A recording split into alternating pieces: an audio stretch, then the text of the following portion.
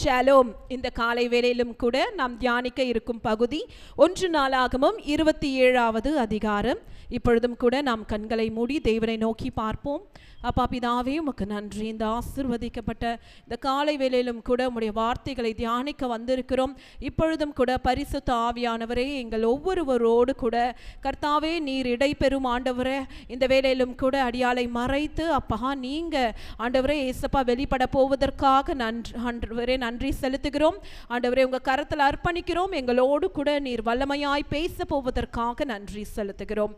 இயேசுவின் ரத்தம் ஜெயம், இயேசுவின் நாமத்தினால் பிதாவே, ஆமென். ஹல்லேலூயா. இந்த நாளிலும் கூட நாம் எடுத்துக்கொள்வோம் 1 நாளாகமம் 27வது அதிகாரம். இதில் மொத்தம் 34 வசனங்கள் உள்ளது.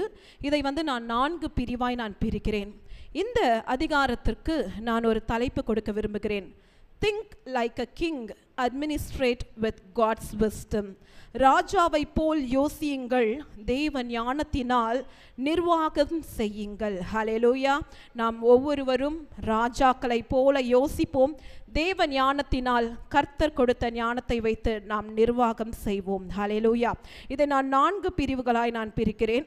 முதல் 1லிருந்து 15வது வசனம் வரைக்கும் 12 divisions of military management. 12 போர் சேவகர் பிரிவுகள் 1லிருந்து 15 வரைக்கும். அடுத்த 2வது பகுதி administrative management of 12 tribes. 12 கோத்திரத்தின் நிர்வாக பிரிவுகள். இது 16லிருந்து 24 வரைக்கும் நான் பிரிக்கிறேன். 3வது பகுதி 12 aspects of economic management. பொருளாதார செயல்பாடுகள். அதை ஒரு 12 பகுதியாய் பிரிக்கலாம். 25லிருந்து 31வது வசனம் வரைக்கும்.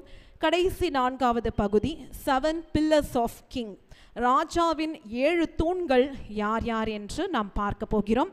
அது கடைசி நம்ம 33லிருந்து 34 வரைக்கும் நம்ம கடைசி பகுதியாய் அதை பார்க்கலாம்.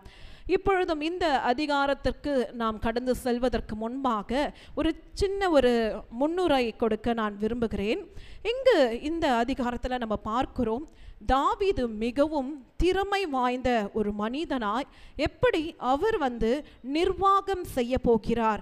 அவர் அவருடைய சிங்காசனம் ஆண்டவர் ஸ்திரப்படுத்தின பிறகு எப்படி இந்த அட்மினிஸ்ட்ரேட்டிவ் ஒர்க்கெல்லாம் அவர் செய்ய போகிறார், அதை எப்படி அதை செய்து அதை நடைமுறைக்கு கொண்டு வர போகிறார் என்பதை குறித்து நம்ம பார்க்க போகிறோம். நம்ம கடந்த அதிகாரங்களில் நம்ம பார்த்து கொண்டு வருகிறோம். தாவீது பார்த்தீங்கன்னா ஆண்டவர் கொடுத்த ஞானத்தினால அழகா அட்மினிஸ்ட்ரேட்டிவ் ஒர்க்கை பண்ணுறாரு. இதற்கு காரணம் என்ன? தாவீது இப்போ இருக்கிற காலேஜ் போல், யூனிவர்சிட்டி போல் அந்த காலத்தில் அவர் பிபிஏவோ இல்லை எம்பிஏவோ அட்மினிஸ்ட்ரேட்டிவ் டிகிரியோ எதுவுமே படிக்கலை. ஆனாலும் கூட கர்த்தர் கொடுத்த ஞானத்தை வைத்து தன்னுடைய மக்களை சரியாய் ஒரு நல்ல ராஜாவாய் நடத்தினார். ஹல்லேலூயா. சரி, அட்மினிஸ்ட்ரேஷன் அப்படி என்றால் என்ன? நிர்வாகம் செய்வது என்றால் என்ன? சில அதற்கான விலக்குறைகள் நான் சொல்ல விரும்புகிறேன். பெர்ஃபார்மன்ஸ் ஆஃப் சூப்பர்வைசிங் டியூட்டிஸ், அதாவது நம்மளுக்கு இருக்கிற கடமைகளை நம்ம கண்ணோக்கமாய் இருப்பது. அடுத்தது management organization to reach a goal, அதாவது மேலாண்மை செய்து நமக்கு இருக்கிற இலக்கை அடைவது. 3வது managing with public affairs and policy making, புது புது சட்டங்களை உருவாக்கி மற்றும் பப்ளிக் அதாவது மக்களோடு கூட இணைந்து நல்ல சட்டங்களை கொண்டு வருவது. கடைசியாய் பார்த்தோன்னா அட்மினிஸ்ட்ரேட்டிவ் ஒர்க்கில் வர்றது applying it to the practical life. போடப்பட்ட சட்டங்களை நடைமுறை வாழ்க்கைக்கு கொண்டு அதை பயன்படுத்துவதெல்லாம் நம்ம அட்மினிஸ்ட்ரேட்டிவ் ஒர்க்காக நம்ம சொல்லலாம். இங்கே நம்ம பார்க்குறோம், தாவீது பற்றி நம்ம சற்று நினைத்து பார்ப்போமே. தாவீது ஒரு சிறிய மகனாக இருந்தான்.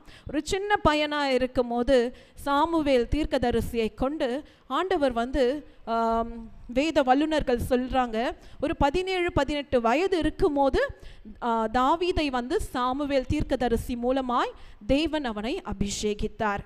அப்போ தாவீது இருந்த ஒரு ரோல் என்னன்னு பார்த்தீங்கன்னா, அவர் அந்த நேரத்தில் இருந்தது ஆடு மேய்ப்பவராக இருந்தார்.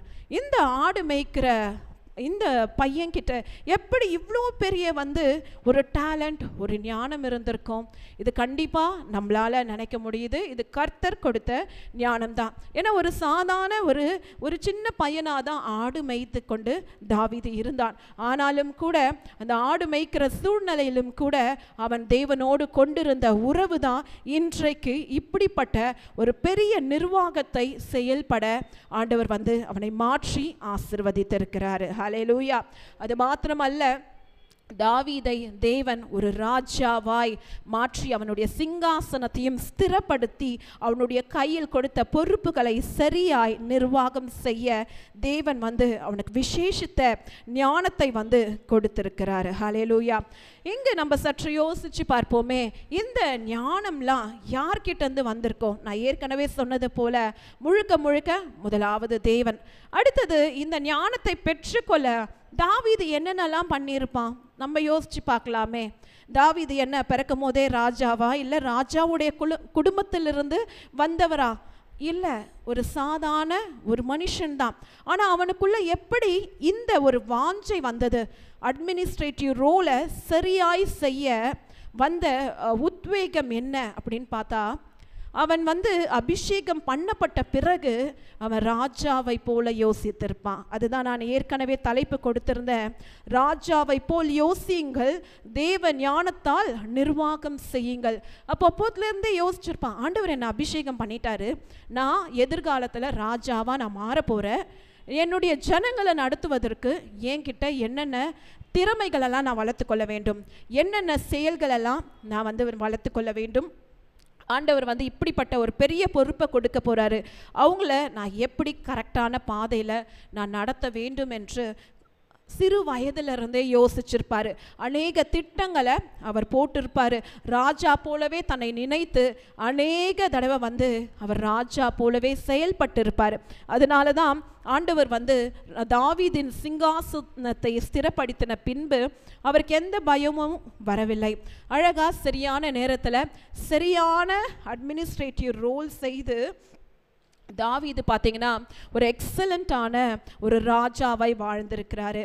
நம்ம சற்று இதற்கு முன்பான அதிகாரங்களை நம்ம பார்த்தோம் என்றால் 1 நாளாகமம் 23வது அதிகாரத்தில் நம்ம பார்க்கும்போது தாவீது லேவியர்களை எப்படி பிரிவாக பிரித்து தேவனுக்கு ஊழியம் செய்ய வைத்தார் என்பதை நம்ம பார்க்க முடியும்.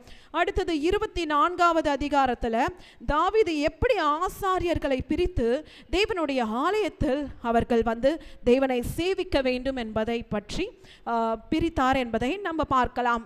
அடுத்தது 1 நாளாகமம் 25வது அதிகாரத்தில் எப்படி தாவீது ஆண்டவருக்கென்று பூரணமாய் இருந்த பார்த்திங்கன்னா இசை வாசிக்கிற மனிதர்கள், இசை வாசிக்கிற டேலண்டான பீப்புளை, அதே போல் வர்ஷிப் கொயரை எப்படி தாவீது செப்பரேட் பண்ணி ஆண்டவரை ஒரு ப்ரைஸ் அண்ட் வர்ஷிப் டீமை வைத்து எக்ஸலண்ட்டாக ஆண்டவரை மகிமைப்படுத்தணுன்றதை நம்ம பார்க்க முடியும். அதே போல் நேற்று 1 நாளாகமம் 26வது அதிகாரத்தில் தேவன் எப்படி கேட் கீப்பர்ஸை அசைன் பண்ணணும்னு தாவீது மூலயமா ஒரு திட்டத்தை பண்ணினார் என்பதை நம்ம இங்கே ஒன்றொன்றாய் நம்ம பார்க்க முடியும்.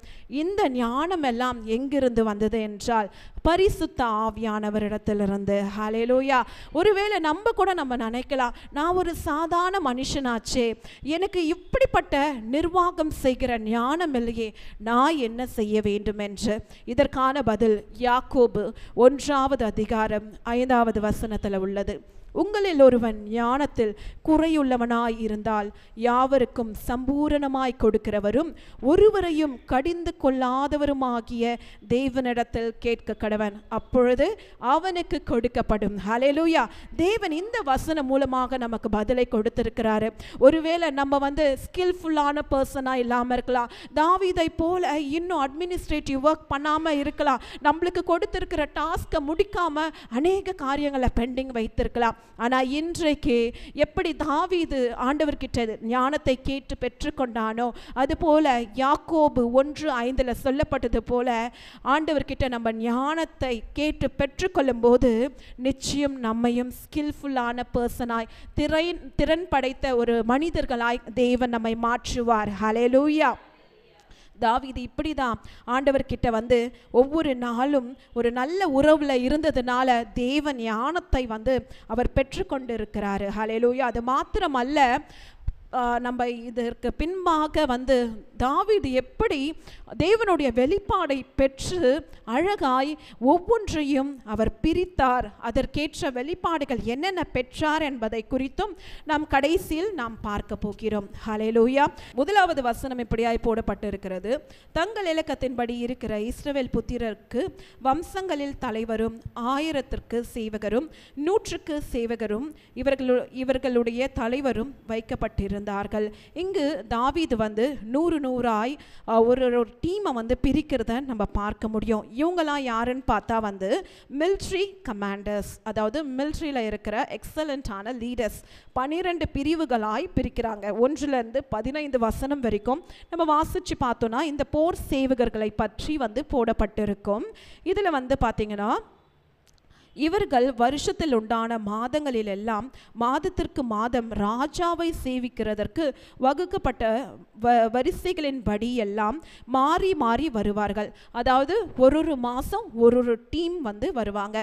ஒரு டீம்லேயும் பார்த்தீங்கன்னா 24,000 பேர் இருப்பாங்க. 12 மாதம் என்றால் ஒரு டீம் வருவாங்க. அதுபோல் 2 டீம் 12,000 2 டீமாக வந்து அவங்க ரொட்டேஷனலில் வருவாங்க. அவங்களுடைய ஸ்கெடியூல், அவங்களுடைய ரோஸ்டர் வந்து மாறி மாறி வரும். இவங்களாம் யாருன்னா ராஜாவை சேவிக்கிற மிலிட்ரி கமாண்டர்ஸ். இவங்க வந்து தன்னுடைய தேசத்தை பாதுகாப்பதற்கான தாவீதால் உருவாக்கப்பட்டவர்கள். ஹல்லேலூயா, ஹல்லேலூயா.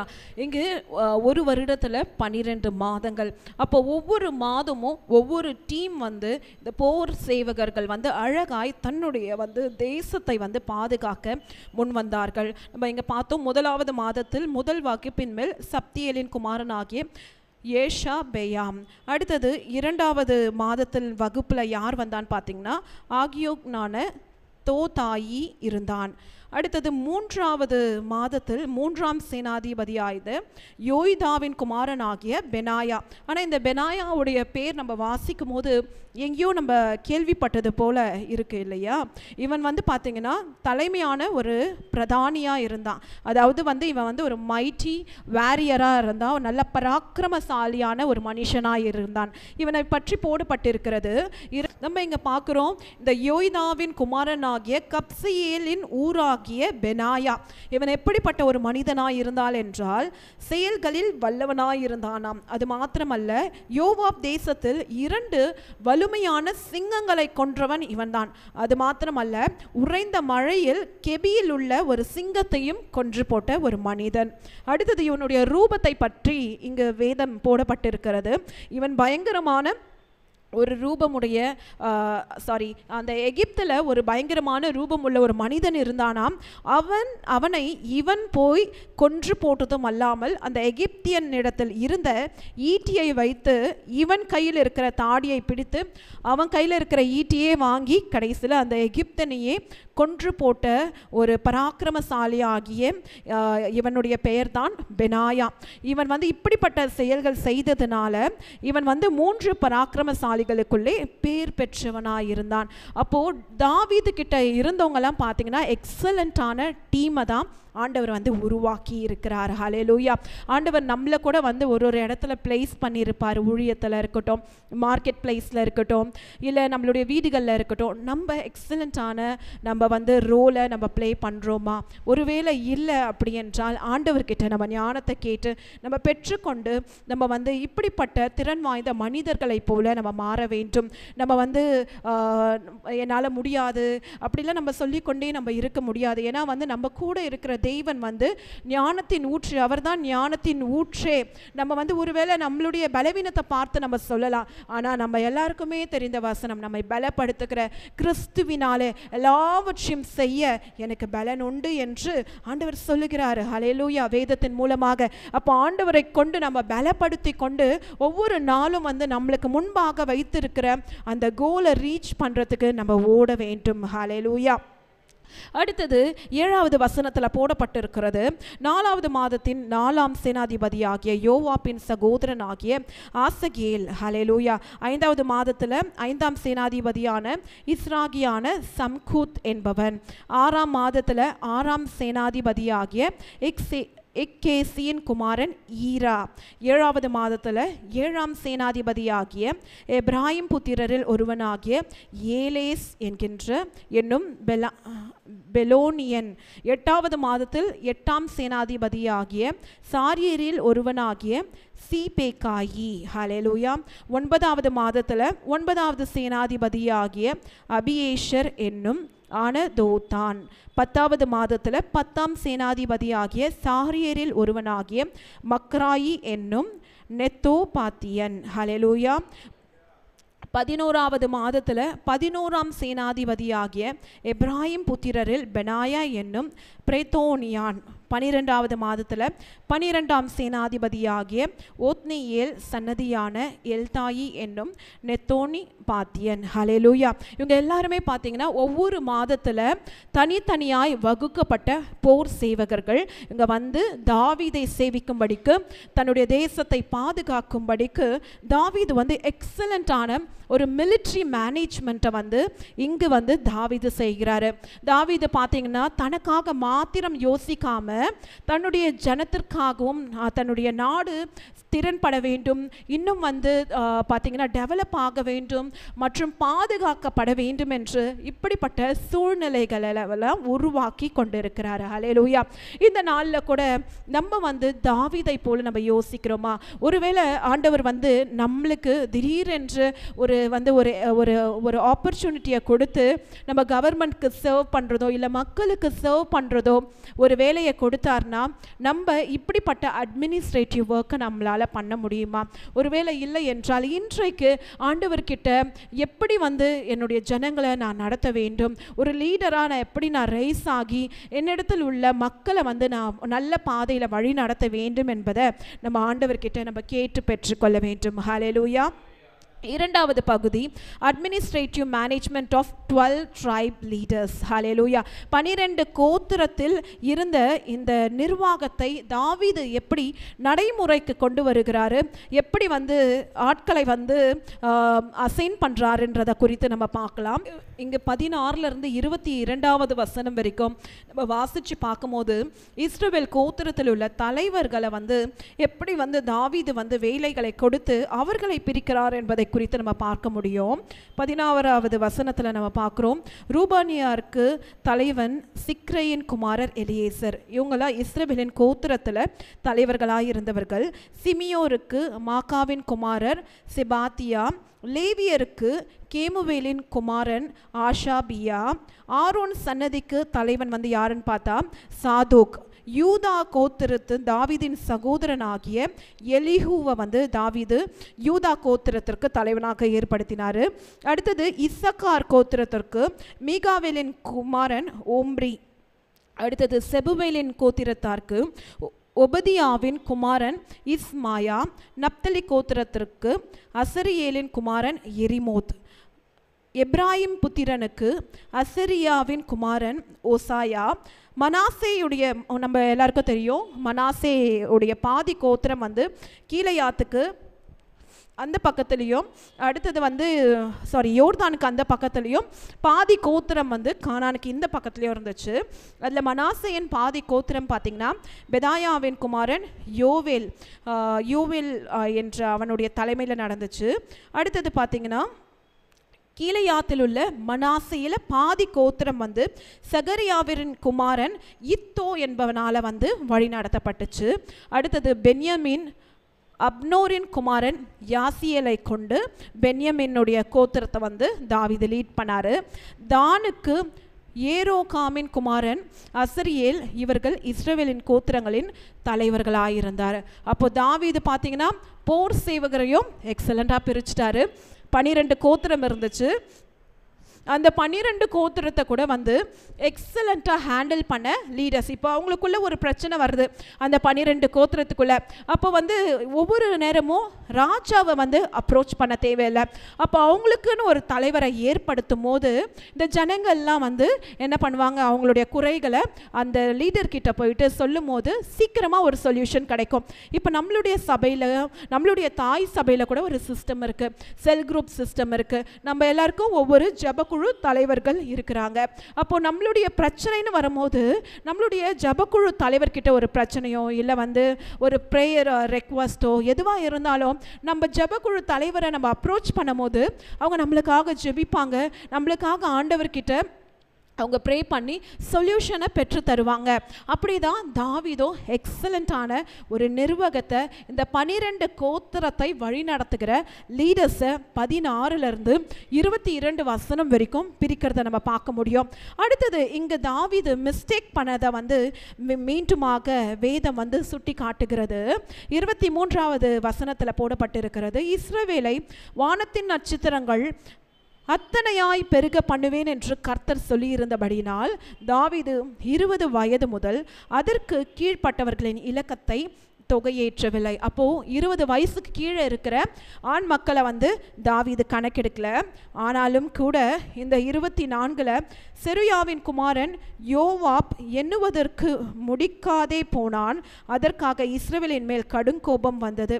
அதாவது யோவாப் போயிட்டு அந்த சென்சஸ் எடுக்கிறதுக்கு முன்னாடியே ஆண்டவருடைய கோபம் வந்து கடந்த அதிகாரத்தில் நம்ம பார்க்க முடியும் வந்ததை. தேவன் வந்து எப்படி அநேக ஜனங்களை வந்து வாதித்தார் என்பதை குறித்து நம்ம பார்க்க முடியும். அப்போ நம்ம எல்லாருக்கும் தெரியும் தாவீது என்ன பண்ணார், அவருடைய தவறுகளை அவர் உணர்ந்து ஆண்டவருடைய பாதத்தில் தாவீதும் மற்றும் வந்து மூப்பர்களும் விழுந்து ஆண்டவருடைய சமூகத்தில் மன்றாடும் போது அந்த சங்கார தூதன் வந்து கடந்து போனதை தேவன் மன இறுக்கத்தோடு அந்த வாதையை நிறுத்தினதை நம்மளால் காண முடியும். இது நம்ம எங்கே பார்க்கலாம்னா 1 நாளாகமம் 21வது அதிகாரத்தில் நம்ம அங்கே பார்க்க முடியும். தேவனுடைய கோபம் எப்படி இஸ்ரவேல் ஜனங்களின் மீது வந்தது. தாவீது செய்த ஒரு சிறிய தவறு எத்தனையோ ஜனங்கள் வந்து அன்றைக்கு சங்காரமாகப்பட்டாங்க. அப்போ நம்ம கூட ரொம்பவே கேர்ஃபுல்லாக இருக்கணும். ஆண்டவருக்கு பிரியமில்லாத காரியங்களை செய்யும் போது தேவனுடைய கோபாக்கினை நம்ம மேலே வரும். அப்போது ஆண்டவரோடு கூட நம்ம நல்ல உறவில் இருக்கும் போது தான் குமாரன் கோபம் கொள்ளாமலும் நாம் வழியில் அழியாதபடிக்கு தேவனுடைய பாதத்தை பிடித்து முத்தம் செய்கிற மனிதர்களாக நம்ம இருக்கணும். ஒவ்வொரு நாளும் நம்ம ஆண்டவருடைய சமூகத்தில் நம்ம கிட்டி சேர்க்கிறோமா, அவரிடத்துல நம்ம வாஞ்சியாக இருக்கிறோமா, தாவீதை போல ஆண்டவரை நேசிக்கிற இருதயமுடைய மனிதர்களாக நம்ம இந்த நாளில் இருக்கிறோமா? அப்படி இல்லைனா இந்த நாளில் அவரோடு கூட ஒரு இன்டிமசியான ஒரு ரிலேஷன்ஷிப்பை நம்ம வளர்த்து கொள்ள வேண்டும். அப்போதான் ஆண்டவர் எப்படி தாவீதை உருவாக்கி அழகு பார்த்தாரோ, எப்படி தாவீதை கொண்டு மகிமையான காரியங்களை செய்தாரோ, தேவன் நம்மை கொண்டும் மகிமையான காரியத்தை அவர் செய்வார். ஹல்லேலூயா. 3வது பகுதி economic management of state officials. அதாவது பொருளாதார செயல்பாடுகள் தாவீது எப்படிலாம் வந்து செய்தார். 25லிருந்து 31வது வசனம் வரைக்கும் நம்ம வாசித்து பார்க்கும்போது ரொம்ப இன்ட்ரெஸ்டிங்காக இருக்கும். ஆண்டவர் வந்து தாவீது கையில் திரளான ஆசீர்வாதங்களை கொடுத்தாரு. தாவீதுக்குரிய எல்லா சொத்துகள் ஆஸ்திகள் எல்லாவற்றையும் கொடுத்துட்டாரு. ஆனால் தாவீது என்ன பண்ணார், அப்படியே வந்து கேர்லெஸ்ஸாக இருந்துட்டார். இல்லை, அவருக்கு கொடுத்ததை அவர் பாதுகாத்தாரு. அடுத்தது இன்னொரு குணாதிசயத்தை நம்ம பார்க்குறோம், டெடிகேட் பண்ணாரு. ஹல்லேலூயா. நம்மளுடைய சபையில் கூட நம்மளுடைய ஊழியக்காரர் ஆவிக்குரிய பெற்றோர் நம்மை பார்த்து சொல்வாங்க, உனக்கு அடுத்தது ஒரு டிசைப்பிளை நீ உருவாக்கணும். நீயே வந்து அந்த ஒர்க்கை வந்து ரொம்ப நாள் நீ பண்ண முடியாது, நீ அந்த ஒர்க்கை வந்து டெடிகேட் பண்ணணும். உன்னை போல வந்து அநேக டிசைப்பிள்ஸை நீ உருவாக்கணும். அப்போ தான் உனக்கு பேர்டன் இருக்காது. இல்லை நம்மளே வந்து அந்த ரொம்ப வந்து அந்த ஒர்க்குள்ளவே நம்ம போகும்போது திடீர்னு நம்மளுக்குள்ள ஒரு ஸ்ட்ரெஸ் உண்டாகலாம், ஒரு பாரம் உண்டாகலாம். இப்போது பார்த்திங்கன்னா அநேக ஊழியங்களுக்கு ஓடும்போது ஊழியக்காரர்களுக்கெல்லாம் ஒரு ஸ்ட்ரெஸ் உண்டாகும். அதை பகிர்ந்தளிக்கும் போது அந்த வேலை சீக்கிரமாக நிறைவேறதை பார்க்க முடியும். டிஃப்ரெண்ட்டாக ஆண்டவர் பார்த்திங்கன்னா சொல்யூஷன்ஸை கொடுப்பாரு. இங்கே தாவீது அப்படி தான் அந்த ஒர்க்கெல்லாம் டெடிகேட் பண்ணுறாரு. நம்ம முதல் டிவிஷனில் பார்த்தோம் போர் சேவகரை தாவீது எப்படி சூப்பராக நிர்வாகம் செய்தார் என்று. அடுத்த பகுதியில் பார்த்தோம் 12 கோத்திரத்தை நிர்வாகம் செய்கிற தலைவர்களை ஏற்படுத்தினார். மூன்றாவது பகுதி பொருளாதார செயல்பாடுகள் என்னென்ன தாவீது பண்ணுறாரு. இந்த மேனேஜ்மெண்ட் அட்மினிஸ்ட்ரேஷன் ஒர்க்கை எக்கானமிக்காக எப்படி தாவீது எக்ஸலண்ட்டாக பண்ணுறாருன்றதை இந்த வேத வசனங்கள் மூலமாக நம்ம காண முடிகிறது. ராஜாவுடைய பொக்கிஷத்தின் மேல் ஆதியேலின் குமாரன் அஸ்மாவேத்தும், ஹல்லேலூயா. அப்போ கிங் ட்ரெஷர், அதாவது தாவீதுடைய பொக்கிஷ சாலையை பாதுகாப்பதற்கென்று ஒருவனை தாவீது ஏற்படுத்தினார். அதுதான் ஆதியேலின் குமாரன் ஆகிய அஸ்மாவேத். அப்போ இந்த பீப்புளெலாம் யாராக இருந்திருப்பாங்கன்னு நீங்கள் நினைக்கிறீங்க? அந்த தேசத்தை விட்டு வெளியே இருக்கிற நபர்களுக்கு தாவீது இந்த பொறுப்பான வேலைகளை கொடுத்திருப்பாரா? கண்டிப்பாக இல்லை. அந்த இஸ்ரவேல் தேசத்திலேயே குடிமக்களாய் இருந்த தாவீதோடு கூட ஒரு இணைப்பில் இருந்த நபர்களுக்கு தான் பார்த்திங்கன்னா இப்படிப்பட்ட ஒரு நல்ல பதவிகளை தாவீது கொடுத்தாரு. அப்போது நாமும் கூட பார்த்திங்கன்னா நம்மளுடைய ஊழியக்காரர்களுக்கு நம்ம சப்போர்ட் பண்ணுறவங்களா நம்ம இருக்கணும். நல்ல ஒரு உடன் ஊழியக்காரர்களாய் நம்ம இருக்கும்போது, கொஞ்சத்தில் உண்மை உள்ளவனாய் நம்ம இருக்கும்போது தேவன் நம்மை அநேகத்திற்கு அதிகாரியாய் மாற்று. ஹல்லேலூயா. அப்போ நம்ம ஒவ்வொரு நாளும் நம்ம ஃபெய்த்ஃபுல்லாக இருக்கோமா? இன்றைக்கு நம்மளுடைய சீமோ ஷேர் பண்ணும்போது சொன்னாங்க, நம்மக்கிட்ட ஊழியத்துக்கு வந்த பிறகு நம்ம சபையில் எதிர்பார்க்குற காரியம் FAST, ஃபெய்த்ஃபுல்னஸ், அந்த உண்மை உள்ள ஒரு மனுஷனாக நம்ம இருக்கோமா? அவைலபிலிட்டி, நம்ம ஊழியத்திற்கு கூப்பிடும் போது நம்ம அவைலபிளாக இருக்கோமா? இல்லை நம்ம சாக்கு போக்கு சொல்லி கொண்டு இருக்கிறோமா? சப்மிசிவ்னஸ், நம்ம கீழ்ப்படிஞ்சு நம்ம எல்லாவற்றையும் ஒரு சப்மிசிவ் ஹார்ட்டோட நம்ம கொண்டு போகிறோமா? அடுத்தது டீச்சபிலிட்டி.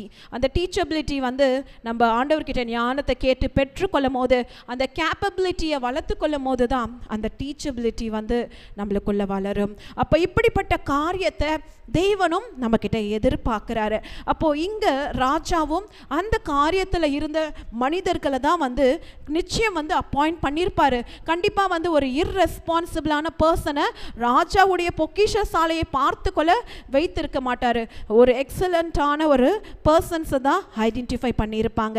அடுத்தது பார்த்தீங்கன்னா, பட்டணங்களிலும் கிராமங்களிலும் துருவங்களிலும் உள்ள நிலத்தின் வருமான பண்டக சாலையின் மேல் ஊசியாவின் குமாரன் யோனாத்தான். இவர் பார்த்தீங்கன்னா சிட்டிஸ், வில்லேஜ், அங்கே இருக்கிற இந்த எக்கானமிக் ஹேண்டில் பண்ணுறது, மேனேஜ்மெண்ட்டை ஹேண்டில் பண்ணுறதெல்லாம் பார்த்தீங்கன்னா இந்த ஊசியாவின் குமாரன் ஆகிய யோனாத்தான். ஹல்லேலூயா.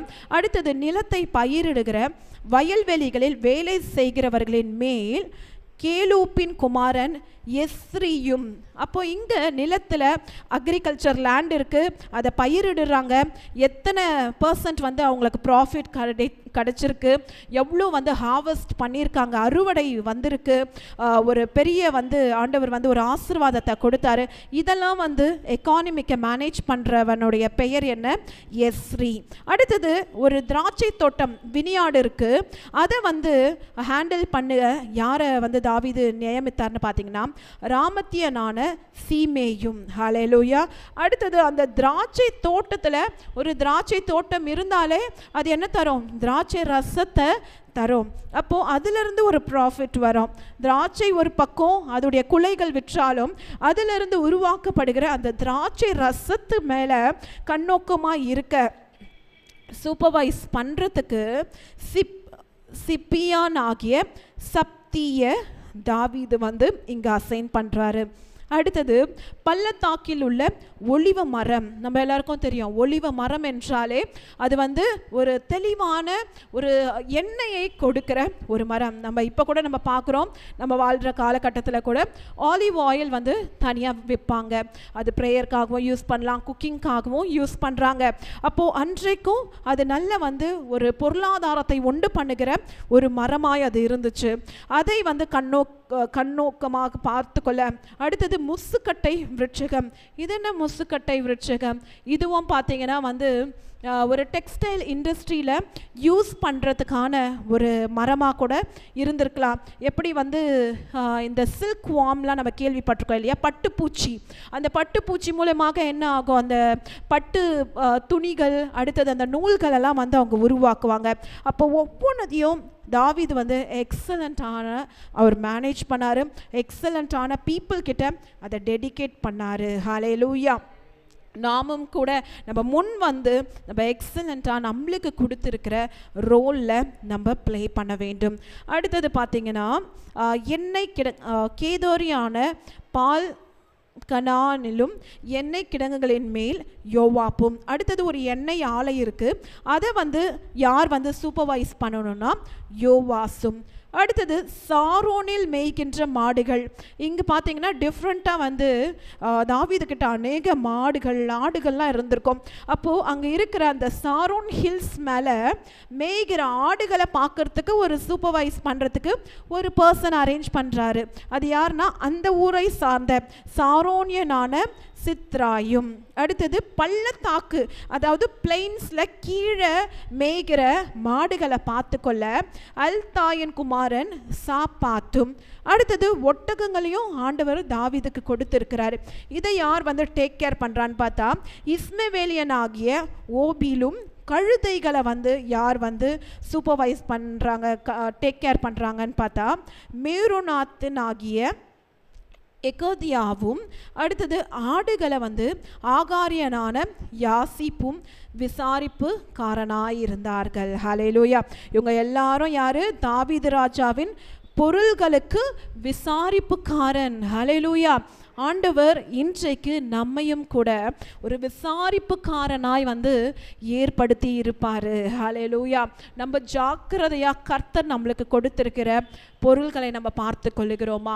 கர்த்தர் நமக்கு கொடுத்த ஊழியத்தை பார்த்து கொண்டிருக்கிறோமா? கர்த்தர் நமக்கென்று கொடுத்த குடும்பத்தை நம்ம பார்த்து விசாரிப்புக்காரனாய் நம்ம நடந்து கொள்கிறோமா? கர்த்தர் நமக்கு கொடுத்த பிள்ளைகளை நம்ம விசாரிப்புக்காரனாய் இருந்து நம்ம ஜாக்கிரதையாக பார்த்து கொண்டிருக்கிறோமா? நம்மளுடைய குடும்பத்துக்கு நம்ம தான் விசாரிப்புக்காரன். ப்ரேயர் பண்ணுற சகோதர சகோதரிகளாகிய நாம் தான் விசாரிப்புக்காரராக இருக்கிறோம். நம்ம வாழுகிற பகுதிக்கு விசாரிப்புக்காரனா இல்லை கேட் கீப்பரா ஜாமக்காரரா யாரை வைத்திருக்கிறார்? ஆண்டவர் நம்மளை தான். அப்போ நம்ம எழும்பி நம்ம வந்து ஒவ்வொருவருக்காக நம்ம ஜெபிக்கிறோமா? அழிந்து போகிற ஆத்துமாக்காக நம்ம பாரப்படுறோமா? நம்ம தெருக்கல்ல கூட எத்தனையோ பேர் வாழ்ந்து கொண்டிருக்கிறாங்க.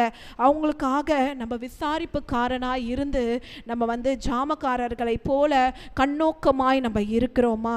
இன்றைக்கு தாவீது மூலமாய் ஆண்டவர் பேசி கொண்டிருக்கிறாரு. நம்ம ஒரு நல்ல விசாரிப்புக்காரனாகவும் நாம் இருக்க வேண்டும். ஹல்லேலூயா. ஒருவேளை நம்ம ஒரு பொறுப்புள்ள விசாரிப்புக்காரனாக இல்லாமல் இருந்தால் நம்ம தேவனிடத்தில் கணக்கு ஒப்புவிக்க வேண்டிய ஒரு நாள் வரும். ஹல்லேலூயா. அதற்கு முன்பாகவே நம்மை நாமே சரி செய்து கொண்டு கர்த்தர் நமக்கென்று கொடுத்ததை நம்ம பத்திரமாய் பார்த்து கொண்டு அதை பெருக செய்யும் போது தேவன் நிச்சயமாய் அதற்கேற்ற பலனை கொடுப்பார். இப்போ இங்கெல்லாம் பார்த்தோம், இந்த மக்கள்லாம் யாரு? ஒவ்வொன்றுக்கும் ஒவ்வொரு விசாரிப்புக்காரன். அப்போ கண்டிப்பாக இவங்க வந்து என்ன பண்ணுவாங்க? அதை மல்டிப்ளை பண்ணியிருப்பாங்க. இப்போ ரீசெண்டாக கூட நம்ம பார்த்தோம் இல்லையா, மத்தேயுவில் ஒரு எஜமான் என்ன பண்ணுறாரு? தன்னுடைய வேலைக்காரன் கிட்ட 1 தாலந்து மற்றும் 2 தாலந்து மற்றும் 5 தாலந்தை கொடுத்துட்டு அவர் வெகு தூரம் பிரயாணம் போகிறார். அங்கே பார்த்தீங்கன்னா இந்த வேலைக்காரன் இந்த 5 தாலந்தை உடையவன் என்ன பண்ணுறான்? அதை எடுத்துட்டு போய் அதை இன்வெஸ்ட் பண்ணி அதை 10 தாலந்தாய் கொண்டு வருகிறான். இந்த 2 தாலந்தை உடைய மனிதன் அதை 4ஆய் மாற்றி இரட்டிப்பாய் அதை மாற்றுகிறான்.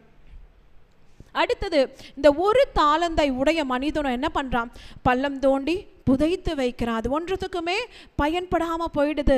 அப்போ இன்றைக்கு நம்ம எந்த வேலைக்காரனை போல இருக்கிறோம்? நம்மளுக்கு கொடுத்த தாளந்தை பெருக செய்கிற வேலைக்காரனை போல இருக்கிறோமா, இல்லை ஒளித்து வைத்து கொண்டு நம்ம சாக்கு போக்கு சொல்லுகிறோமா?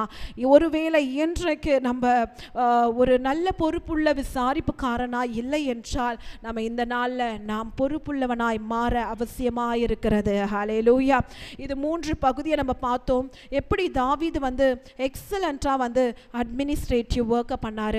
அடுத்தது பார்த்தீங்கன்னா 7 ராஜாவின் தூண்கள் என்னென்ன என்பதை நம்ம வாசித்து முடிக்கும். இவர்கள்லாம் பார்த்தீங்கன்னா 7 தூண்கள், ராஜாவுக்கு பக்கபலமாய் இருந்தவர்கள். தாவீதின் சிறிய தகப்பனாகிய யோனத்தான் என்னும் புத்தியும் படிப்பும் உள்ள மனுஷன் ஆலோசனைக்காரனாயிருந்தான். அக்மோனின் குமாரன் எகியேல் ராஜாவின் குமாரரோடு இருந்தார்கள். அகிதோப்பேல் ராஜாவுக்கு ஆலோசனைக்காரனாயிருந்தான். அரக்கியனான ஊசாய் ராஜாவின் தோழனாயிருந்தான். பெனாயாவின் குமாரன் யோய்தா அபியாத்தாரும் அகிதோப்பேலுக்கு உதவியாளராய் இருந்தார்கள். யோவாப் ராஜாவின் படைத்தலைவனாயிருந்தான். இன்றைக்கு நம்மளுடைய பலன்கள் என்ன? நம்ம இப்படிப்பட்ட டிசைபிள்ஸை நம்ம உருவாக்குறோமா, இல்லை நம்ம சாதாரணமாக நம்ம தனியாளாக நம்ம போராடி கொண்டே இருக்கிறோமா? இன்றைக்கு நம்ம தேவனிடத்தில் நம்ம கேட்க வேண்டும். எங்களுக்கும் தாவீதை போல நமக்கு சப்போர்ட் பண்ணுற ஒரு டீமை உண்டாக்க வேண்டும். ஏன்னா எப்பயுமே டீம் ஒர்க் தான் பார்த்தீங்கன்னா சூப்பராக அவங்களுடைய டார்கெட்டை சீக்கிரமாக அச்சீவ் பண்ணுவாங்க. நிறைய எக்ஸலண்ட்டான ஐடியாஸ் கிடைக்கும். எக்ஸலண்ட்டாக பெர்ஃபார்ம் பண்ணுவாங்க. 100% அவங்க அச்சீவ் பண்ணுற ஒரு மெம்பர்ஸாக இருக்க முடியும். அப்போ நாமும் கூட தாவீது இடத்துல கேட்கும் போது நிச்சயம் தேவன் நமக்கு இப்படிப்பட்ட காரியங்களை அருளுவார். நான் ஆரம்பத்தில் சொல்லியிருந்தேன், ஆண்டவர் தாவீதுக்கு நல்ல வெளிப்பாடுகளை கொடுத்தார் என்பதை. இப்போ நம்ம என்னென்ன வெளிப்பாடுகளை தாவீது பெற்றுக்கொண்டார்ன்றதை நம்ம பார்க்கலாம். இந்த வெளிப்பாடெல்லாம் சாதாரணமாக வந்துடாது. ஒவ்வொரு நாளும் தாவீது ஆண்டவரோடு கூட நல்ல உறவில் இருந்திருந்தால் மட்டும்தான் இப்படிப்பட்ட வெளிப்பாட்டை அவர் பெற்றிருக்க முடியும். ஏன் தாவீது எல்லாவற்றையும் 12 பிரித்திருக்கக்கூடும்? இங்கே நம்ம எவ்வளோ வசனங்களை பார்த்தோம்.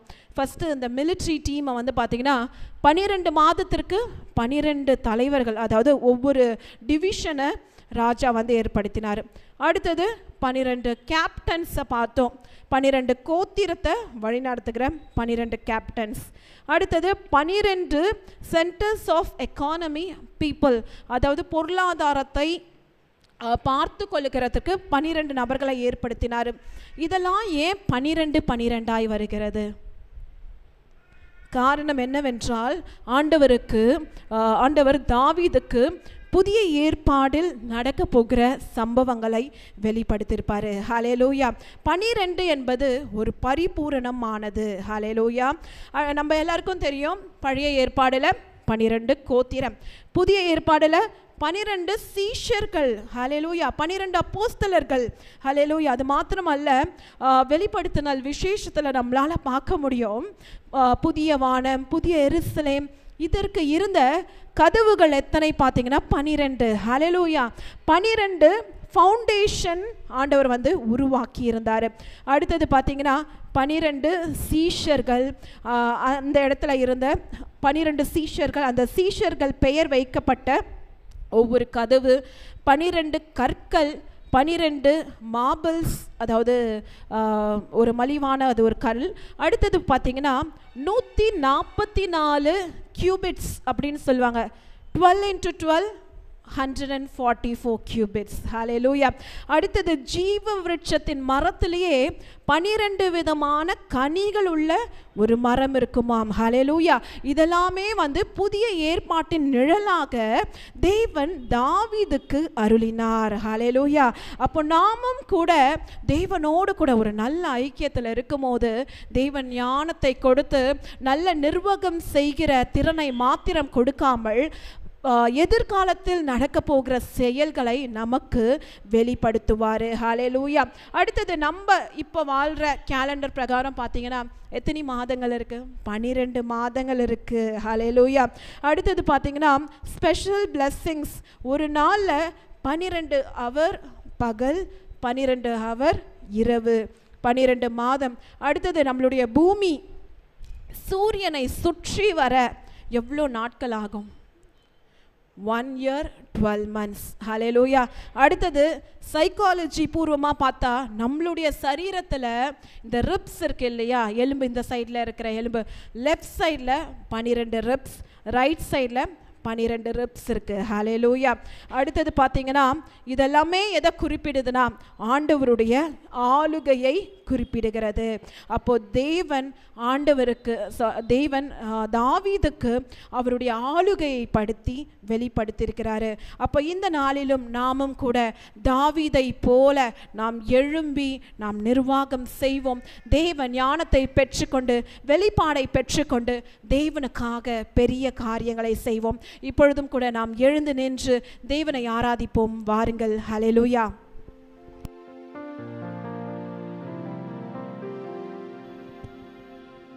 இன்று நாம் கர்த்தரிடத்தில் கேட்க போகிறோம்.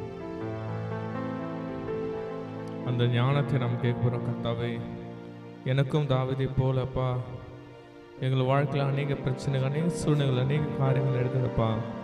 எங்களை எதை எப்படி செய்ய வேண்டிய ஞானத்தை நீர் தாங்கன்னு சொல்லிட்டு ஆண்டவர் கேட்கலாமாப்பா.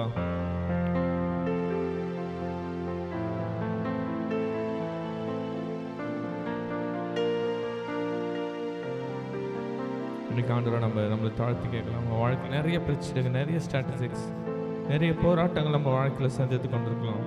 நிறைய பாரங்களை நாம் சுமந்து கொண்டிருக்கலாம்.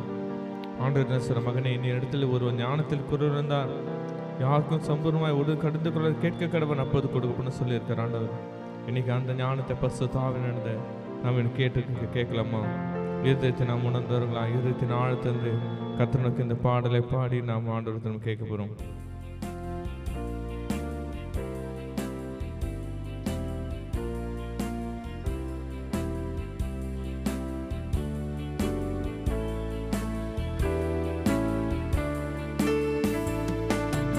எங்களுக்குள்ளே வாசம் செய்யும் ஆவியானவரே, இந்நாளிலும் சித்தம் போல் நடத்தும்.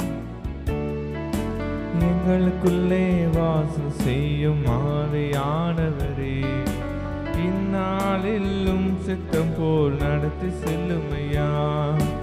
ஆவியானவரே, ஆவியானவரே, பரிசுத்த ஆவியானவரே, ஆவியானவரே, ஆவியானவரே, பரிசுத்த ஆவியானவரே, எங்களுக்குள்ளே வாசம் செய்யும் ஆவியானவரே, இந்நாளிலும் சித்தம் போல் நடத்தி செல்லுமையா. எங்களுக்குள்ளே வாசம் செய்யும் ஆவியானவரே, இந்நாளிலும் சித்தம் போல் நடத்தி. எப்படி நான் ஜெபிக்க வேண்டும்? எப்படி நான் ஜெபிக்க வேண்டும்? எதற்காக ஜெபிக்க வேண்டும்? கற்றுத்தாரும் ஆவியானவரே. எப்படி நான் ஜெபிக்க வேண்டும்? எதற்காக ஜெபிக்க வேண்டும்? கற்றுத்தாரும் ஆவியானவரே. வேத வசனம் புரிந்து கொண்டு விளக்கங்களை அறிந்திட வெளிச்சம் தாரும் ஆவியானவரே. வேத வசனம் புரிந்து கொண்டு விளக்கங்களை அறிந்திட வெளிச்சம் தாரும் ஆவியானவரே. ஆவியானவரே, ஆவியானவரே, ஆவியானவரே, பரிசுத்த ஆவியானவரே, ஆவியானவரே, ஆவியானவரே, பரிசுத்த ஆவியானவரே, எங்களுக்குள்ளே வாசம் செய்யும் ஆவியானவரே, இந்நாளிலும் சித்தம் போல் நடத்தி செல்லுமையா. எங்களுக்குள்ளே வாசம் செய்யும் ஆவியானவரே, இந்நாளிலும் சித்தம் போல் நடத்தி செல்லுமையா. நான் கண்கள் மூடி கர்த்தரை நோக்கி பார்ப்போம். எங்கள் மகா இருக்கும் கிருபையும் அனந்த ஞானமுள்ள திட்டங்களை வகுக்கிற எங்கள் தகப்பனே, எங்கள் அநாதி தேவனே, உம்மை இந்த காலையில் நன்றி செலுத்துகிறப்பா. எங்கள் வாழ்க்கையில் இன்னும் இம்மட்டும் நீர் எங்களை வழிநடத்தின கிருபைக்கு நன்றி. இனிமேலும் நீர் வழிநடத்தின பலப்படுத்த பெரிய காலம் செய்யுங்க. இயேசு மூலம் நல்ல பிதாவே, ஆமென். இன்று நாம் பார்த்த 1 நாளாகவும் 27ஆம் அதிகாரம் 1வது வசனத்தை நாம் வாசிக்கலாம். தங்கள் இலக்கத்தின்படியே இருக்கிற இஸ்ரேல் புத்திரருக்கு வம்சங்களின் தலைவரும் 1000க்கு சேர்வைக்காரரும் 100க்கு சேர்வைக்காரரும் இவருடைய தலைவரும் வைக்கப்பட்டிருந்தார்கள். இவர்கள் வருஷத்தில் உண்டான மாதங்கள் எல்லாம் மாதத்துக்கு மாதம் ராஜாவை சேவிக்கிறதற்கு வகுக்கப்பட்ட வரிசைகளின்படி எல்லாம் மாறி மாறி வருவார்கள். ஒவ்வொரு வகுப்பில் 24,000 பேர் இருந்தார்கள். ஆமென். இது முதல் வசனம் மட்டும் இல்லை, நம்ம இந்த அதிகாரம் முழுவதும் நம்ம பார்த்தா தாவீது எவ்வளவு ஞானம் உள்ளவராய் ஆண்டவர் இந்த எல்லா காரியத்தையும் வகுத்திருக்கிறார். ஆமென். இதுக்கு முன்பாக அந்த சவுல் அப்படி செய்யவில்லை. ஆமென். இவரும் ஒரு பரம்பரை ராஜவம்சத்தில் சேர்ந்தவர்கள். இவர் சாதாரண ஒரு ஆடுகளை பின்னாக அலைந்தவர். எப்படி இவ்வளோ ஞானமான செயல்கள், இவ்வளோ விதமான அட்மினிஸ்ட்ரேஷன், பல தொழில்கள் இன்னைக்கு இருக்கிற பார்க்க நம்ம அமைச்சர்கள் போன்ற பல துறைகள் சொல்கிறோம். ஆனால் அன்றைக்கே ஒரு நாட்டை எப்படி ஆள வேண்டும், எத்தனை அட்மினிஸ்ட்ரேஷன் இருக்க வேண்டும், எப்படி சேவைக்காரர்கள் இருக்க வேண்டும், இவ்வளோ ஞானமாக எவ்வளோ நம்ம யோசித்து பார்த்தால் ஒன்றே ஒன்றார் தரும், அது அவரல்ல, அவருக்குள்ள இந்த தேவ ஆவியானவர் அவருக்கு அவ்வளவு ஞானத்தை கொடுத்து இவ்வளோ பெரியதான ஒரு மிகப்பெரிய ராஜ்யத்தை நிறுவ கர்த்தர் கிருபை சேர்ந்திருக்கிறார். ஆமென். இன்னைக்கு நம்ம வாழ்க்கையில் கூட நம்ம சிறிய காரியங்கள் நமக்கு டேர்கட்டாக இருக்கும்பொழுது கூட நம்ம சோர்ந்து போயிடும். ஆண்டவரே, எப்படிப்பா இதை முடியலையே, இன்னும் இது எப்படி முடியல, இதுவே எனக்கு பெரிய டேர்கட்டாக இருக்குது, இது எனக்கு பெரிய காரியமாக இருக்குது, நம்ம யோசித்து கொண்டு இருப்போம். கர்த்தர் இன்னைக்கு நம்மளை பார்த்து சொல்கிற மகன், ஆமென், இது உங்களால் முடியாது, உங்களில் இருக்கிற பசுத்த ஆவியானவரால் முடியும் என்று கர்த்தர் சொல்கிறார். ஆமென். இது நமக்கு ஒரு பெரிய எந்த விதமான இலக்காக இருந்தாலும் பரவாயில்ல, பெரிய காரியம் இருந்தாலும் பரவாயில்ல, கர்த்தரும் உதவி இருந்தால் சகலத்தை நம்மால் அதை திட்டமாய் தீர்க்கமாக செய்ய முடியும் என்று ஆவியானவர் எனக்கு நம்மோடு பேசி கொண்டிருக்கிறாமே. நம்முடைய ஹைதராபாத்தில் இருக்கிற ஒரு ஊழியக்கார், அவருடைய வாழ்க்கையில் பார்த்தீங்கன்னா சபை ஒரு 1000-2000 பேர் அவளுக்கு தான் கர்த்தர் சபையை உயர்த்தி கொண்டு வந்துறார். திடீரென்று கர்த்தர் அவருக்கு ஒரு தரிசனம் கொடுத்தாராம். ஒரே நேரத்தில் 25,000 பேர்கள் உட்கார ஒரு சபையை நீ கட்ட வேண்டும் என்று ஆண்டவர் அவருக்கு தரிசனத்தை பேசினாராம். இவர் ஒரு சாதாரண ஒரு டிகிரி படிச்சுட்டு தான், இவர் எந்த ஒரு கட்டுமான வேலைக்கு அந்த விதமான படிப்பில் படிக்கல. கர்த்தர், அப்பா நான் இதை எப்படி கட்ட முடியும், என்னுடைய சபை அவ்வளோ பெருசு இல்லை, நான் இவ்வளோ பெரிய சபை எனக்கிட்ட பணமும் இல்லை, நீ எப்படி ஆண்டவர் சொன்னாராம், உடனே நான் உனக்கு திட்டம் கொடுக்கிறேன், நீ அதை செயல்படுத்தி என்று ஆண்டவர் சொன்னாராமே. இவரே ஒரு நாளும் இரவு கர்த்தர் சமூகத்தில் உட்காந்து அந்த 25,000 பேருக்கோட சபையை ஃபுல் ஸ்ட்ரக்சர் வடிவமைப்பு இவரே ஆண்டவர் ஞானத்தில் பண்ணி முடித்தாராமே. எந்த விதமான ஆர்கிடெக்சர் இன்ஜினியர் போல, எந்த விதமான சிவில் இன்ஜினியர்கள் போல அவ்வளோ பெரிய ஆலயத்தை கட்டி முடித்தார். இந்தியாவிலே அது பெரிய சபையாக இருக்குது. ஆமேன். உலகத்திலே 2வது பெரிய சபையாக கல்வாரி டெம்பிள் என்ற ஒரு சபை, அவ்வளோ ஒரு பெரிய சபை நிறுத்த இன்றைக்கும் சொல்வார். இந்த சபையை கட்டுமானப்படுத்த யார் தெரியுமாங்க? ஆவியானவர் தான் எனக்கு கொடுத்தார். ஆமேன். எந்த ஒரு பல இன்ஜினியரை பார்த்து அவ்வளோ ஷாக்காக வராங்க, எப்படி இதை நீங்கள் பண்ணி எப்படி பிளான் பண்ணீங்க? அவன் சொன்னார், நான் இல்லைப்பா, கர்த்தர் சமூகத்தில் கர்த்தர் எனக்கு கொடுத்தனா அவ்வளோ பெரிய சபையை வெறும் 52 நாளில் கட்டி முடிச்சுட்டார். ஆமேன். நாளிலையா என்ன அவர் முழுக்க சொல்றது, ஆவியானவர் எனக்கு ஞானத்தை கொடுத்தார், ஆவியானவர் எனக்கு கொடுத்தார், கர்த்தர் சமூகத்தை கர்த்தர் தான் இதை எனக்கு செயல்படுத்தினார் என்று. ஆமேன். நம்ம எத்தனையோ ஆலயங்கள் பல வருடங்கள் ஆனால் 52 நாளில் நம்ம இந்தியாவில் பெரிய சபையை கட்டி, ஏனென்றால் அது கர்த்தருடைய ஆனந்த ஞானம். ஆமேன். இன்னைக்கு நம்ம கண்களை மூடி நம்ம கர்த்தரை நோக்கி நம்ம பார்க்க போகிறோம். நாம் கூட எந்தெந்த காரியங்கள் நமக்கு முன்பாக ஒரு பெரிய காரியமாக ஒரு டார்கெட்டாக இருக்கிறது, இதெல்லாம் நம்ம சொல்லியிருப்பாங்க, இதெல்லாம் உன்னால் முடியாது என்று பல பேர் நம்மளுக்கு சொல்லியிருப்பாங்க.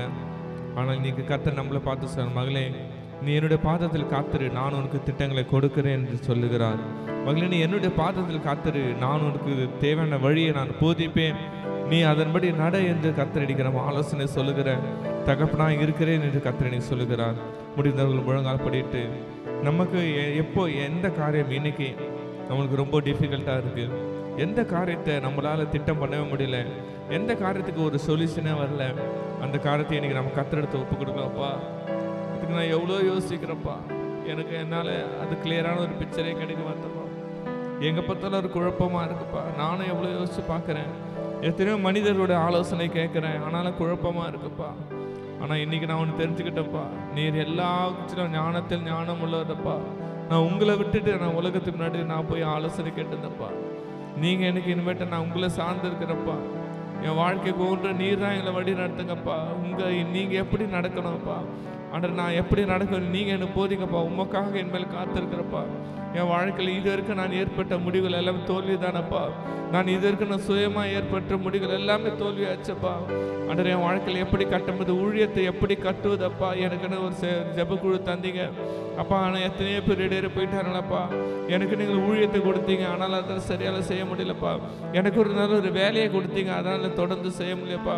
எனக்குன்னு ஒரு குடும்பத்தை கொடுத்தீங்க, அதனால் சரியான ஞானம் இல்லைப்பா. என்னோட ஞானம் இல்லாததானப்பா. ஆனால் இதில் எத்தனை காரணம் இடையே போயிடப்பா. உங்கள் ஞானத்தை தாங்க ஆண்டவரேப்பா. அதனை குடும்பத்தை கட்ட ஞானத்தை கட்டலப்பா. என் சபையை கட்ட ஞானத்தை கொடுங்க ஆண்டவரே. அந்த அட்மினிஸ்ட்ரேஷனுக்கு ஞானத்தை நீர் தாவீது கொடுத்த தேவன் நீர் எங்களுக்கும் ஒரு தாங்கன்னு சொல்லிட்டு ஆண்டு சமூகத்தில் நம்ம ஒரு விஷயம் நம்ம தாழ்த்தி கேட்கலாமா?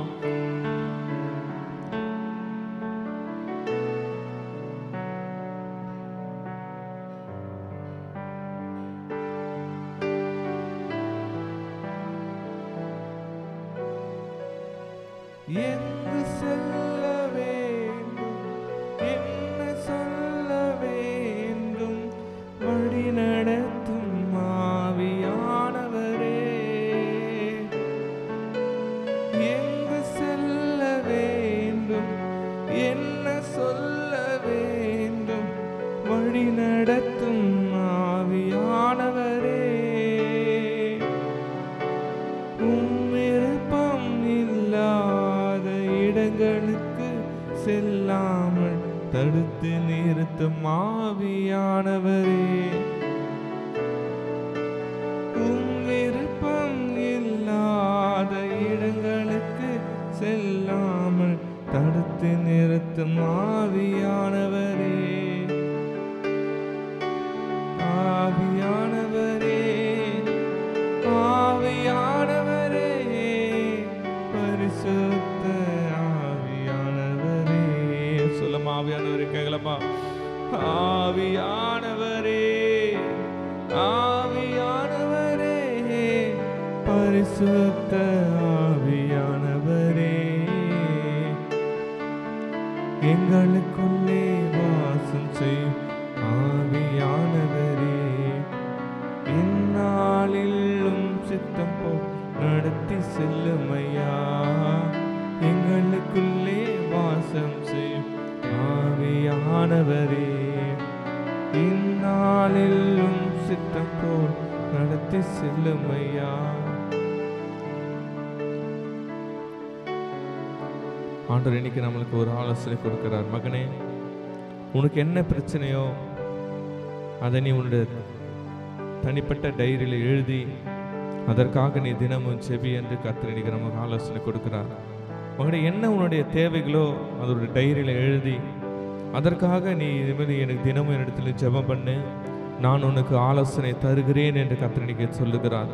பல பேருடைய பிரச்சனையை எழுதி வைத்து செய்வதன் மூலமாக கர்த்தர், மகளே, நான் இதன் மூலம் உனக்கு முடிவு செய்கிறேன், நீ என்னுடைய சமூகத்தில் காத்திரு, நான் ஒவ்வொன்றும் முடித்த தருகிறேன் என்று ஆண்டவருக்கு தீர்க்க தரிசனமாக சொல்லி கொண்டிருக்கிறார். அநேக பிரச்சனைகளை தேவன் இந்த வருஷத்தில் முடித்து ஒரு தீர்வை தேவன் கொடுக்கிறேன் என்று சொல்லுகிறார். மகனே, உன்னுடைய கடன் பிரச்சனையா, யாருக்கு எவ்வளவு தர வேண்டும் என்று எழுது. மகளே, உனக்கு உடல் சரீரமா பலவீனத்தை நீ எழுது. மகனே, உனக்கு உறவுகளை பிரச்சனை எந்தெந்த நபர்கள் என்று நீ எழுது. நான் உனக்கு தீர்வு கொடுக்கிறேன், நீ சகலத்தை நீ சுதந்திரத்துக் கொள்வாய், சகலத்தை நீ மேற்கொள்ளுவாய் என்று கர்த்தர் இன்னைக்கு நம்ம ஒவ்வொருக்கும் தேவன் ஆலோசனை கொடுக்கிறார். இன்னைக்கு நம்ம ஒரு தீர்க்க தரிசன செயலாக செய்ய போகிறோம். முடிந்தவர் உங்கள் டைரிகளை எடுத்து உங்களுடைய பர்சனல் பேஜில் ஏதாவது ஒரு இஷ்யூவை இன்னைக்கு நம்ம எழுத போகிறோம். உங்களுக்கு அடிக்கடிக்கு பிரச்சனை பண்ணுகிற ஒரு இஷ்யூகள், உங்களுக்கு அடிக்கடிக்கு பிரச்சனை பண்ணுகிற ஏதாவது ஒரு செயல்களை நம்ம எடுத்து எழுத போகிறோம். இந்த டைரியை வச்சு தான் நம்ம இனிமேல் நம்ம கர்த்தர் சமூகல, அதாவது வார் ரூம் சொல்லுவாங்க, அதில் கர்த்தரிடத்தில் நம்ம போராடி செபித்து கர்த்தர் ஆலோசனை கொடுக்க எழுத கர்த்தர் இன்னைக்கு நம்மளுக்கு அந்த நூத்தன் ஜெயத்தை தருவேன் என்று சொல்லுகிறார். நம்முடைய பிரச்சனைகளை நமக்கு அந்த டைரியில் எழுதுவோமா? எழுதி என்ன சொல்ல போகிறோம்ப்பா, இந்த டைரியோட தான் இனிமேல் உன்னை ஜெப அறைக்கு உனக்கு வரும்போது டைரி இல்லாமல் வரமாட்டோம்ப்பா, உங்களிடத்து நான் ஜெபம் செய்யும்போது இந்த பிளான் எல்லாம் வரமாட்டேன் சொல்லலாமா? கர்த்தர் ஒரு நாளும் கொடுக்குற ஆலோசனை நம்ம எழுதி கொண்டே வரலாம். கர்த்தர் ஒரு நாளும் ஒரு திட்டத்தை கொடுக்க எழுதினே வரலாம். கர்த்தர் நம்ம அனைவருக்கும் தீர்க்கதரிசனமாக சொல்லுகிற மகளே, நீ அனைத்தும் நீங்க மேற்கொள்ள போகிறீர்கள் என்று கர்த்தர் இன்னைக்கு நம்ம சொல்லிக் கொண்டிருக்கிறார். முடிந்தவர் நம்ம அதை செய்யலாமா? பரிசுத்த ஆவியானவர் அதை பார்த்து கொண்டிருக்க, பரலோகம் பார்த்து கொண்டிருக்கிறது.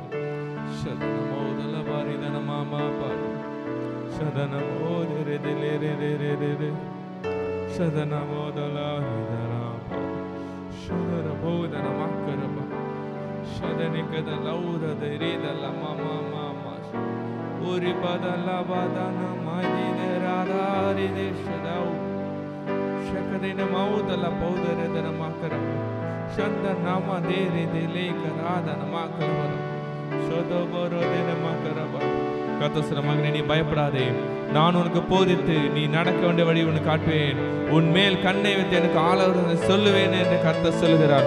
நன்றி நன்றி நன்றி நன்றி நன்றி நன்றி நன்றி நன்றி நன்றி ஆண்டவர் அப்பா. ஆவியானவரே, நம்முடைய வழி நடத்தலுக்கு நன்றி அப்பா. இனிமேல் நாங்கள் நம்பவில்லை தகப்பனே, உண்மை நம்புகிற தகப்பனே, எங்கள் வழிகாட்டியே, எங்கள் பாதுகாவலரே, எங்கள் ஆண்டரே தகப்பனே, எங்கள் வழிகாட்டி உண்மை நம்புகிறப்பா. நீர் எங்கள் சகலத்தையும் நீர் வழிநடத்தி செப்பிக்கிறப்பா. இம்மட்டும் எங்களுக்கு உதவி செய்த ஆவியானவரே, உங்களுக்கு நன்றி செலுத்துகிறோம் தகப்பனே. அந்த ஒரு நீர் ஆசீர்வதிங்க. எங்களுடைய பிரச்சனைகளுக்கு நீர் ஆண்டவரே திட்டத்தை கொடுக்க பிறகு நன்றி செலுத்துகிறப்பா. வாழ்க்கையில நீரையை பொறுப்பேற்று சொல்லுங்க, நீர் வழி நடத்துங்க, நீர் பலப்படுத்துங்க, ரத்த கொட்ட முடியுங்க. ஏசு கிறிஸ்து மூலம் நல்ல பிதாவே, ஆமென். ஹல்லேலூயா ஹல்லேலூயா. கர்த்தருடைய சமூகத்தை நம்ம போராடும். கர்த்தர் அனைத்திலும் நம்ம ஜெயத்தை தரப்போகிறார். நம்ம ஒவ்வொருத்தரும் சாட்சியாக சொல்ல போகிறாங்க. இன்றைக்கி நான் டைரியில் இன்றைக்கி எழுதின கர்த்தர் இத்தனை நாளுக்குள்ளே இந்த பிரச்சனைக்கு முடிவு கொடுத்தார் என்று நம்ம ஒவ்வொருவரும் நாங்கள் சாட்சியாக சொல்ல போகிறோம். கர்த்தர் அதை கர்த்தரை அது கண்டிப்பாக நிறைவேற்றுறாங்க. ஆமென். நாம் அனைவரும் 7 நாளில் சொல்லிடலாம். Alleluia alleluia alleluia alleluia alleluia alleluia alleluia. ஷலோம் ஷலோம் ஷலோம். கர்த்தர் தாமே உங்களை ஆசீர்வதிப்பாராக. ஆமென். கடைசி ஆசீர்வாதத்துக்கு நேராக கைகளை விரித்துக் கொள்ளும். ஈவரக்கா அடோனாய் வயீஷ்மரக்கா யா அடோனாய் பனவ் அல்லக்கா விஹுனக்கா ஈஷா அடோனாய் பனவ் அல்லக்கா வயசம் லக்கா ஷாலோம் வயசம் லக்கா ஷாலோம். கர்த்தர் உன்னை ஆசீர்வதித்து காக்க கடவர். கர்த்தர் தன் முகத்தின் மேல் பிரகாசிக்க பண்ணி உன்மேல் கிருபையாக இருக்க கடவர். கர்த்தர் தன் முகத்தை உன்மேல் பிரசன்னமாக்கி உனக்கு சமாதானம் கட்டளையிட கடவர். ஹல்லேலூயா ஹல்லேலூயா ஹல்லேலூயா.